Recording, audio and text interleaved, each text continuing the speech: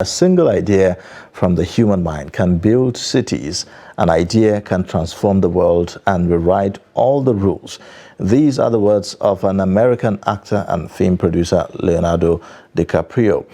And this goes to show that there is nothing the mind conceives that it cannot achieve. Yes, the journey of 4 years has just begun for the new administration, and President Bola Ahmed Tinubu has made clear in his inaugural speech his plans in actualizing the social contract with all Nigerians. On the program this morning, we shall be taking a close and in-depth look at contents of Mr. President's address.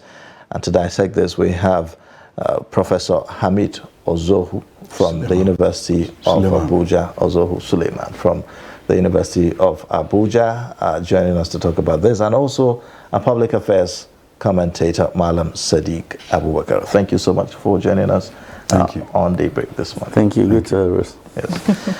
Well, Prof, let me begin with you. Apologies if we didn't get the name right. Right. Yeah, I'll correct it, and I hope it will be reflected on the screen. Certainly. All right. So, well, let's begin with the inauguration from yesterday. A lot of Nigerians are happy and proud that this is the 7th democratic transition that we've had since 1999, and it's a major feat for Nigeria as a country. In 2015, after the inauguration and, the new crop of leaders we had settled in for governance, a major issue came aboard, which is the issue of debt, incurred by the previous administration for many of the states, so much that they are unable to pay, their salaries in their states. In fact, the former president, Muhammadu Buhari, had to now rolling the bailout, at the time. And now we are seeing something that seemed like that as well. Some of the state governors that are just coming in are talking about, debt in their states and all that. In Kano, for instance, we see the tension that is happening. Are we about to see a repeat of what happened in 2015, Prof? Let me start with you. Thank you very much. I will start by noting that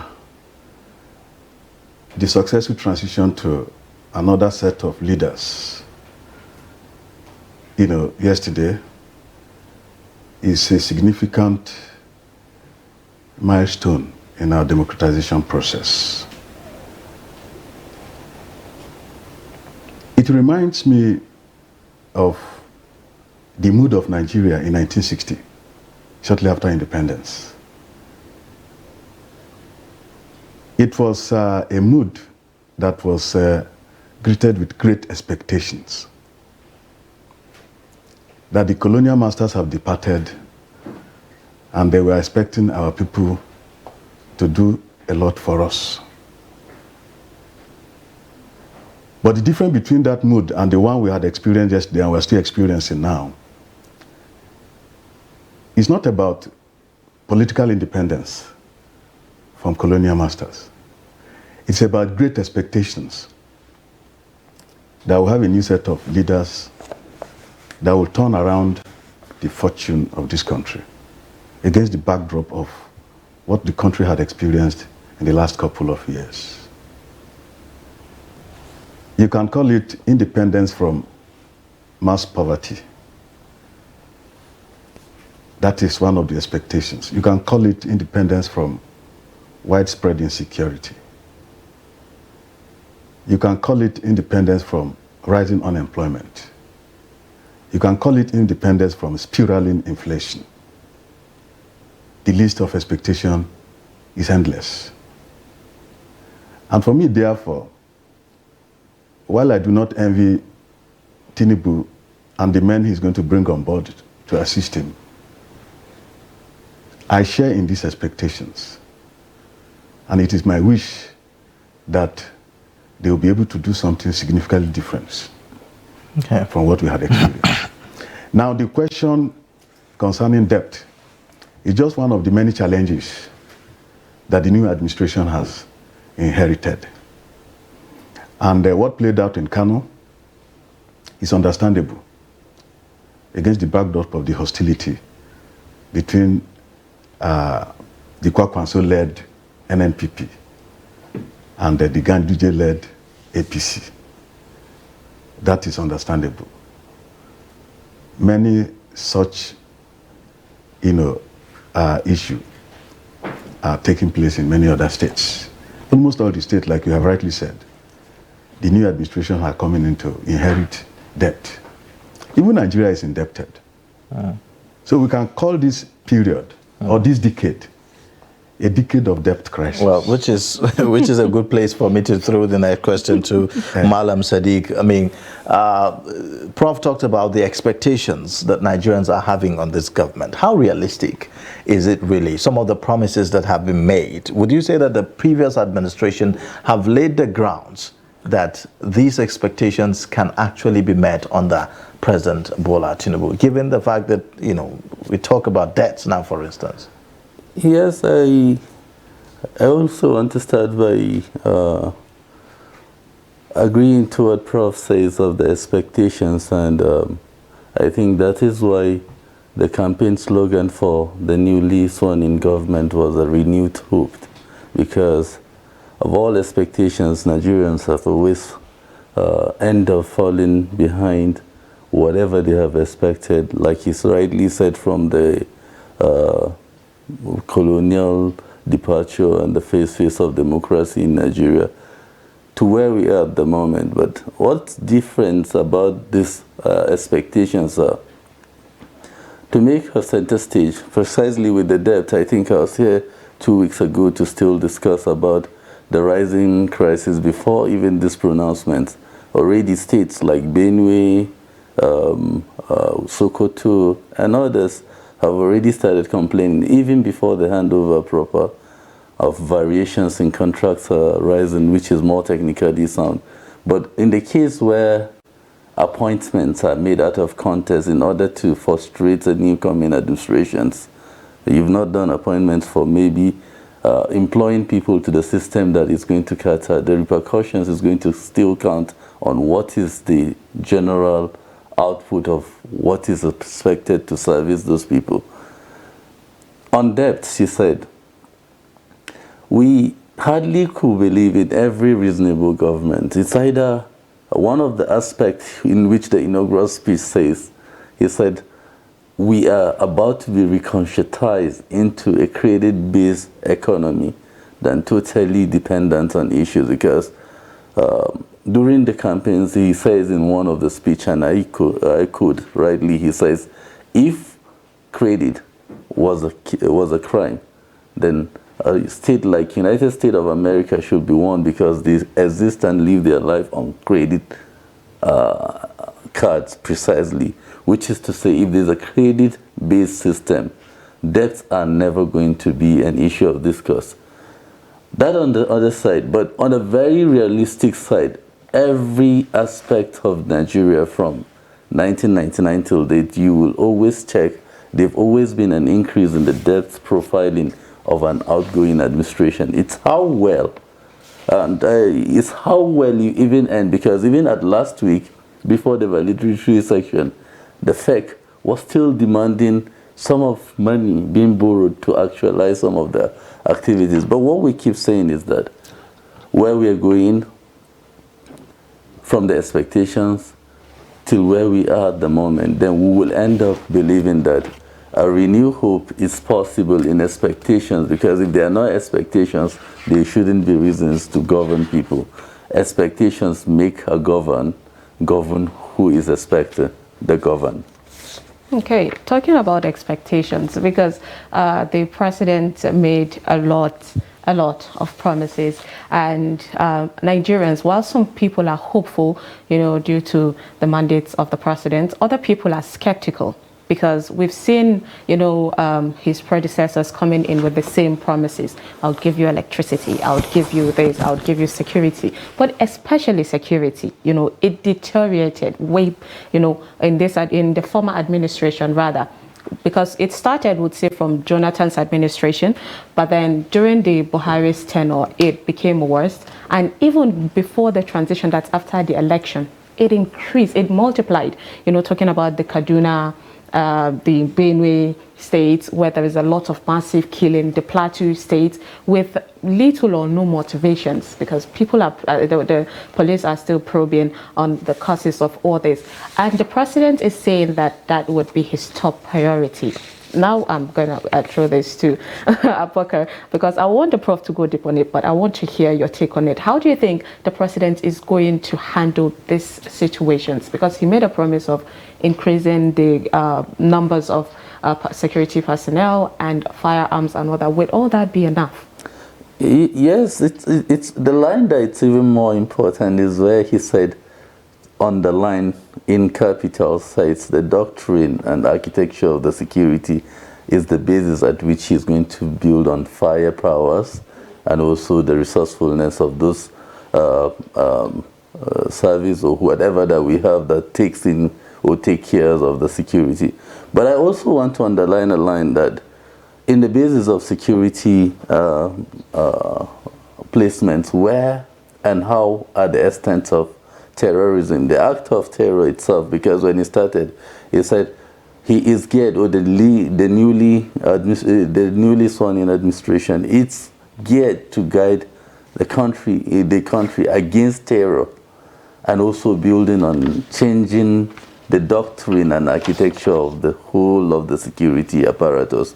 That, in a way, will go a long way in curtailing issues, and not forgetting when you said the transition of the security dilapidation from that of the Jonathan, which is purely Boko Haram, to the one that exceed in the new administration that is just going, the kidnappers, the banditry, expectations, and how they went wild then, even attacking a railway track. All of this are the reasons why he said, and if the doctrine is kept in that, because for security, when you lay your plan out, you're giving whoever is going to, the predator or a forehand knowledge of what you intend to do. So I think a lot is covered when he said the doctrine and the architecture of the security is what they are going to work in changing, not the general perspective. And I'm sure employing firepowers to the new set of ideas of what he intends to do could be all inclusive in the doctrine that was never mentioned in open what it is. Okay, so Prof, I'll throw that question at you. Some people are thinking that the president should include, you know, the district head of communities. We've seen situations of before where people in the area are aware when there is new person in a community, but nowadays it's not like that. And there's other, you know, accusations that some of the districts actually are aware of the nuisance or the menace happening in, and they're part of it. So while it's debatable, some are saying it is good for the president to involve them, while others are saying it might be, you know, the downfall of the whole security structure if they should they should involve these people, because they could be, you know, the intels to this organization. What's your take on this? You see, we don't need to, given our experience, you know, in the recent past, we do not need to increase our, you know, the number of our district heads. But what we need to do at the local level is to rejig and then encourage community policing. The debate about community policing has been on the front burner in the last couple of months, and everybody agreed that for the purpose of proper intelligent gathering and deployment, we need to revisit community policing. And of course, we all know what community policing is all about. That the police personnel, in synergy with the local people, will watch over the communities. And of course, if this synergy has been established, the men and women in the community who are involved in collaborating with the local police can provide information even about, you know, local chiefs that are involved in unholy, you know, alliance with criminals in the community. We have seen places where it has worked, and we have a country that has a population of over 200 million, a very big country with vast land, community that are scattered all over the places. We cannot pretend that our National Police Command can be everywhere and know what is happening. You know, Prof, we've been using this same system for at least a couple of years now, and I'm wondering how effective really is it, this approach to community policing. In the 2020 Police Act that was signed by the President, there was an arrangement for that to give it some kind of legal backing and framework to make it much more efficient and the rest. But how effective really has it been? And would you say that we should perhaps look another way of maybe having a state police arrangements where already at the moment we have states setting up already some kind of agencies, you know, quasi-security arrangement that looks like a state police? So why don't we just go ahead and make it, you know, formal and make it that, look, states can actually have these police arrangements with the backing of the federal government? You see, I agree with you. When a policy is approved, it is a whole lot of, you know, challenge to implement. Community policing appear to have been settled, like you have said, but implementation remains a problem. And now that we are going to have, or we already have in place, a new administration, what we should be looking out for, which is part of the great expectation I talked about, is to see what different approach the new government is going to adopt to implement this community policing, to make it more effective. Right. And the debate on local security outfit, state security outfit, has also been on. And from the performance they have put up so far, it does appear that it has come to stay. And it can as well form the nucleus of, you know, our state policing. Right? The fear, part of the, you know, fear that, you know, opponents of this community policing expressed earlier was that it could be used as an instrument in the hands of incumbents to harass political opponents and go out for those who oppose their policies and all that. But can we also imagine that the state security outfit we have in place can as well be used for that purpose? I mean, that is as if we take into cognizance what's already happening now, even with the federal police, sort of the Nigerian police that we have right now. You could even argue also that they are already, you know, taking advantage of that security apparatus in some states. That's talking about the politicians now. But let's talk about, you know, some of the things that the President Bola Tinubu intends to do. He talks about this anti-terrorism troops that he's going to be using, battalion, that's the word, anti-terrorism battalion he talks about setting up and the rest. But at the end of the day, you need funds, you need money to do all of these things. We saw under former President Muhammadu Buhari, the budget for defense grew to above $1 trillion now, and which is like the highest that we've seen in Nigeria's budget over the past few years. So you need money, really, to fight these battles. If you talk about upscaling the number of security personnel that we have, you need money to do that. And yes, rightfully, we need to upscale the number. If you look at the challenges that we've had under the President Muhammadu Buhari administration, again, is this kind of pockets of attacks in random places, in ungoverned spaces, so to say, where you have terrorists carry out attacks for hours unchallenged, and they finish and they go. You have terrorists setting up and hoisting their flags in Nigerian territories, you know, in local governments, unchallenged. So those are the kind of issues that we're dealing with. So yes, it's good that we upscale the number so that we can have, you know, security presence in at least many of the places. But then you need money to do that. Where do you source the money from? Where would the President, Bola Tinubu, source that money? You see, when questions are asked on issues that are purely on provisions that are defined, 1 trillion, it's above 1 trillion is seriously a money enough to do any plan. And properly executed security apparatus. But I still want to digress a bit, that where we think security, just as any other politics, is local. Because if you don't do the tiny spaces that you're supposed to take care of, it ends up bringing the issue on a larger scale. Security is done in a place, not on a national perspective. You have to hit a targeted area. How well?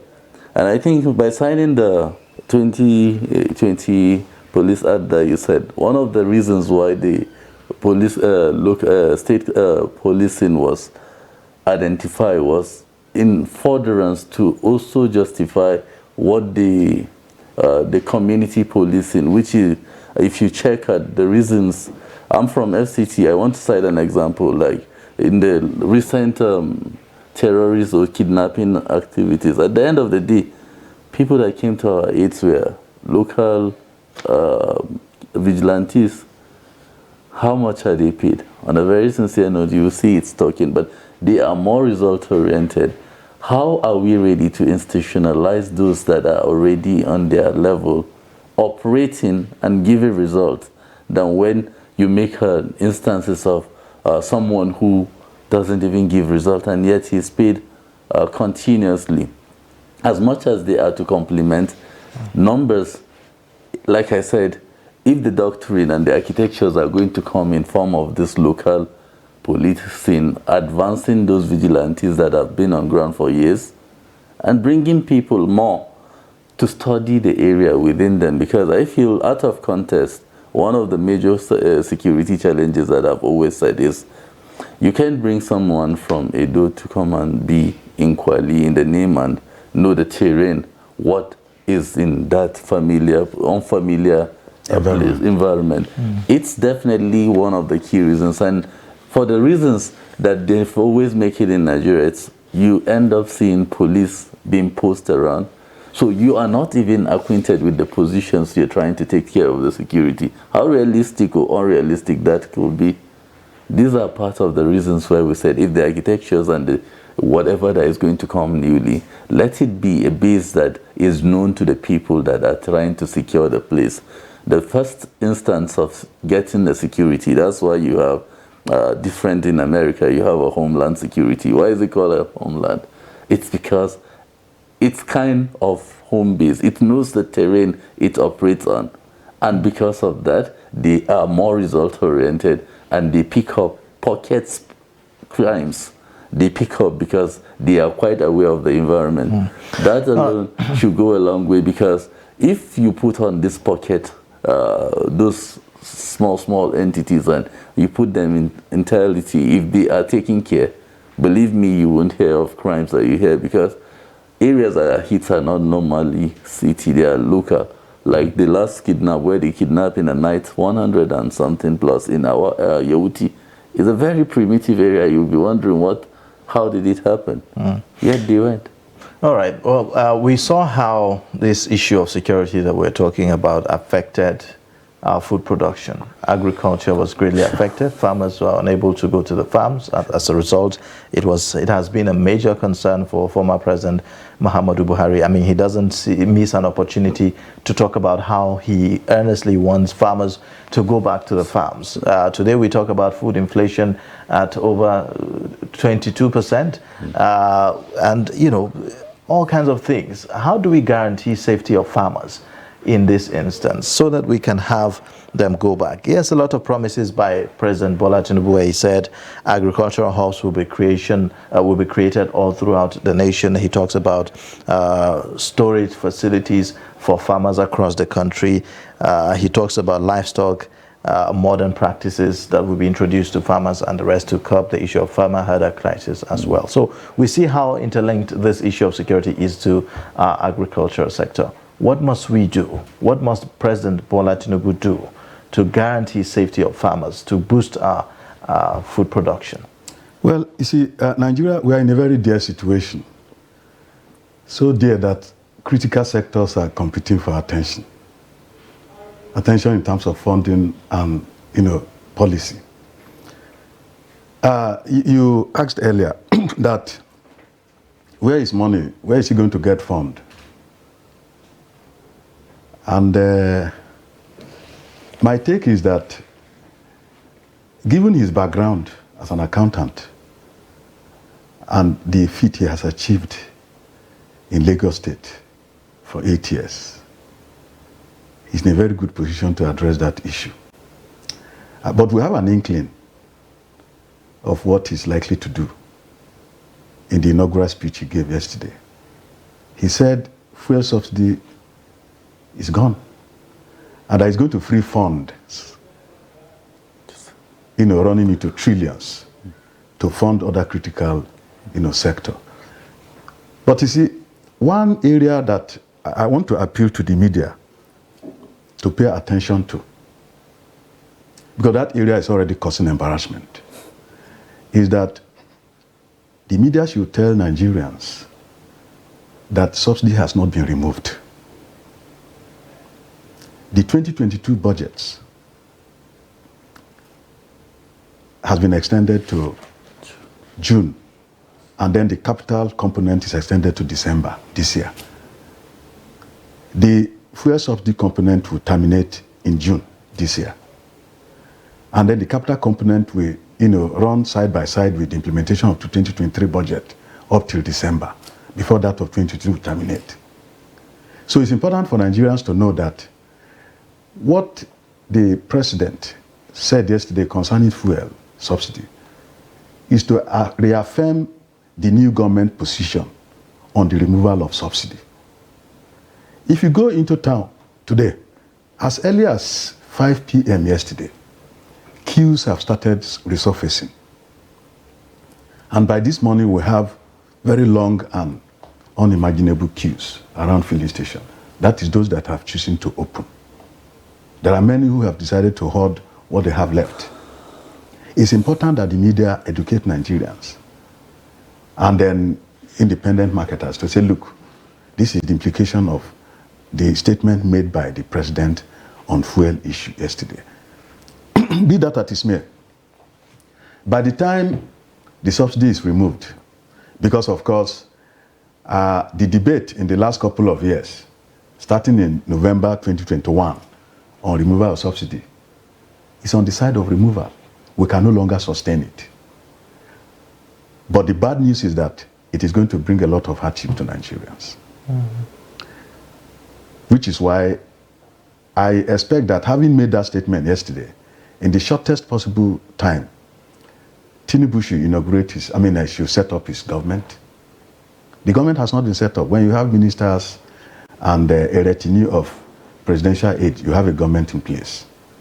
And then he should give a State of the Nation address, where he's going to talk to critical part of his manifesto, especially concerning fuel, agriculture, security, and all of that.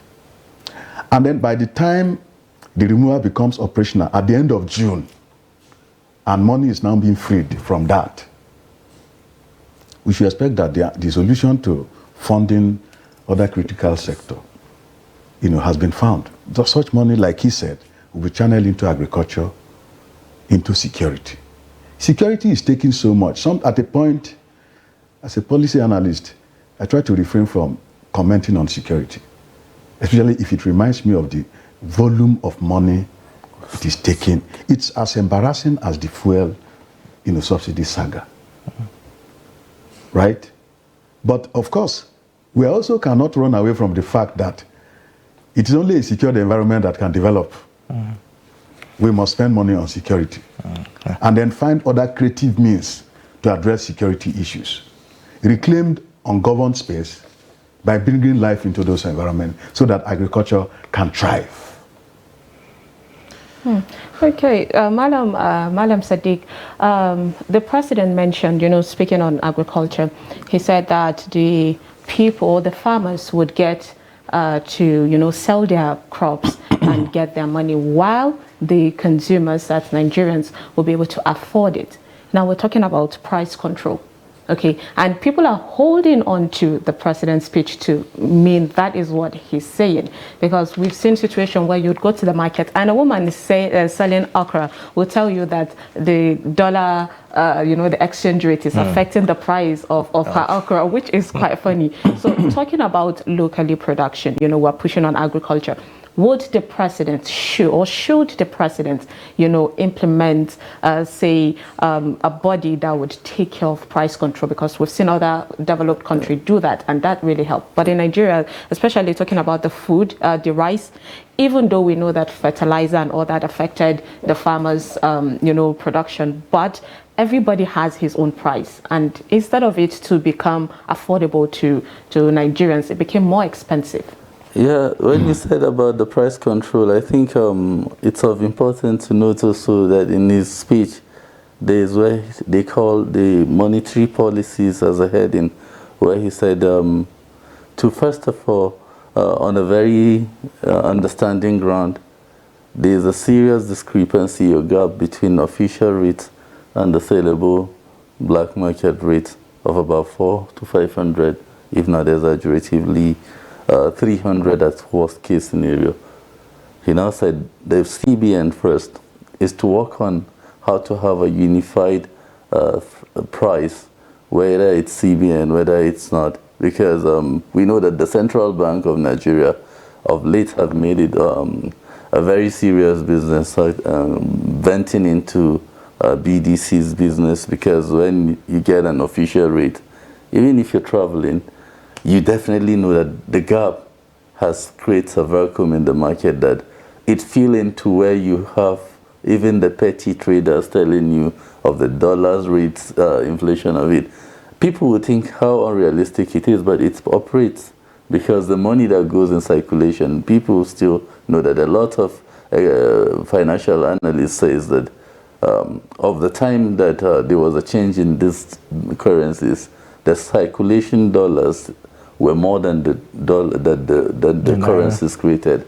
If that is the case, financially, you definitely know that the okra seller telling you that the dollar rate affects the market is still really realistic, coming down to placing priorities at what is the currencies affordable.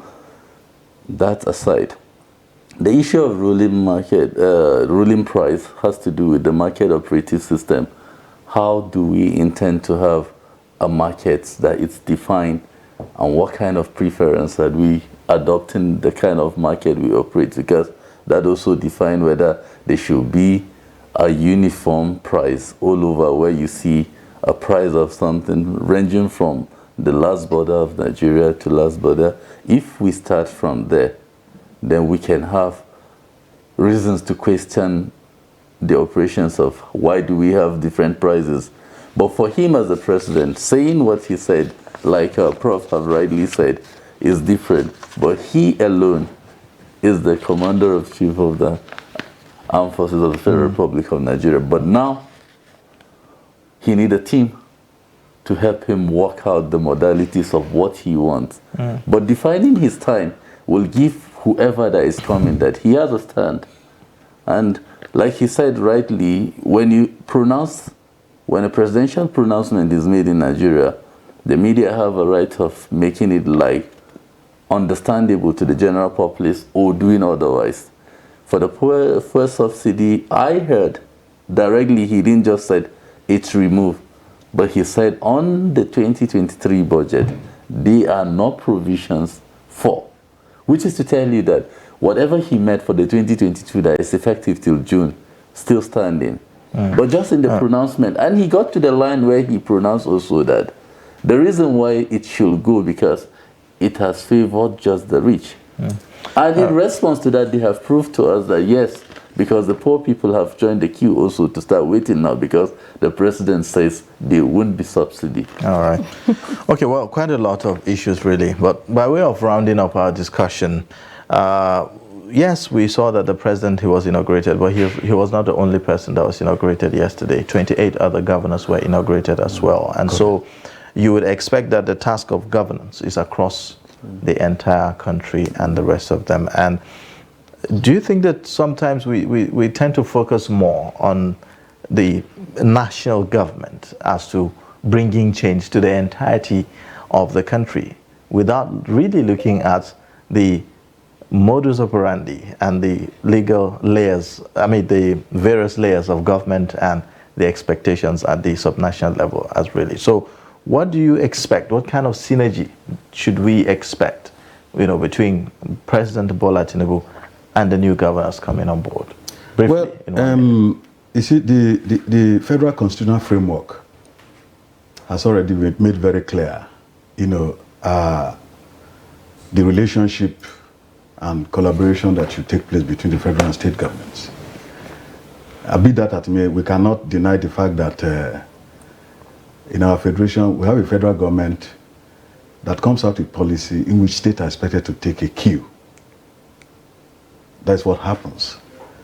And the emphasis on national government, it is that if we have a national government that can get it right, it will inspire state governments to do likewise. And if you look at one window of intergovernmental relations, if you can round up. If you have a national government led by APC, right, and we have a large number of APC states, the tendency for the states, to take a cue from what the national government is doing. Above all, you cannot, deny what is right. When what is right is being done by your partner, the least you can do is to, take a cue and do same. Okay. All right. Well, thank you so much, Prof, for your perspectives. Professor Hamid Ozo, who is from the University. Suleiman. Professor Hamid Suleiman. Thank you so much for joining us on Daybreak this morning. And apologies for the wrong tag into your name. And also Malam Sadiq Abubakar. Thank you for joining us on Daybreak this morning.